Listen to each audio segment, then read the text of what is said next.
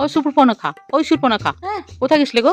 আরে আমি সব ডিবিটি করে ব্যাংক থেকে ফিরছি, ওরা আবার বলছে নাকি কি একটা 12 পাতার না কত পাতার ফর্ম দিচ্ছে, ফর্ম ফিল আপ করে জমা দিতে হবে, নাহলে টাকা দিবে না। তুই কি বাচ্চার বই কিনতে গেছিলু ওই না ভারতে? না এটা ফর্ম, হ্যাঁ? অন্নপূর্ণা ভান্ডারের ফর্ম।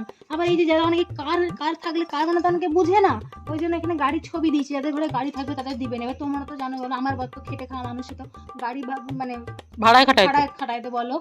এবার কি সমস্যা বলো তো? এই দুদিন আগে তোরা কি বললি যে লক্ষ্মীর ভান্ডার যারা পেতো তারাই নাকি অন্নপূর্ণা ভান্ডার পাবে, ওটা দেখো বলেছিস? সত্যিকারে দেখো এখন জানি শুনো আমার ওই যে সুপর্ণাখা শুনো, হ্যাঁ। তাহলে কিরকমই আমাদের সঙ্গে চালাকিটা করলো দেখো। তাহলে তুমি বলো। বললো ওই অ্যাকাউন্টেই ডুবে, এখন বলছে যে ডিপিটি করো, তারপরে কি আবার কি বলছে ডিপিটি না, ওটা ডিটেকটিভ। আমাকে তো ব্যাংকের লোকটা বললো ডিটেকটিভ লিংক। ডিটেকটিভ। হ্যাঁ ডিটেকটিভ লিংক। ডিটেকটিভ আমি ডিটেকটিভ করেছি, আমার সবই। আবার বলছে কি ফোনের সঙ্গে তোমাদের মোবাইল নম্বর অ্যাড করো, আবার শুনছি নাকি আমি সবই করে আনন্দ সহকারে ফিরছি, আমাকে সে ঘরে কাকিমা খবর দিল, হ্যাঁ গো বৌমা তুমি ফর্ম এনেছো? আমি বললাম কিসের ফর্ম? বলে 12 পৃষ্ঠার ফর্ম দিচ্ছে, সেই ফর্ম ফিল আপ করে নাকি বেডে অফিসে জমা দিতে হবে। ফর্মটা নিয়ে এসছে, এগুলো সব ফর্ম।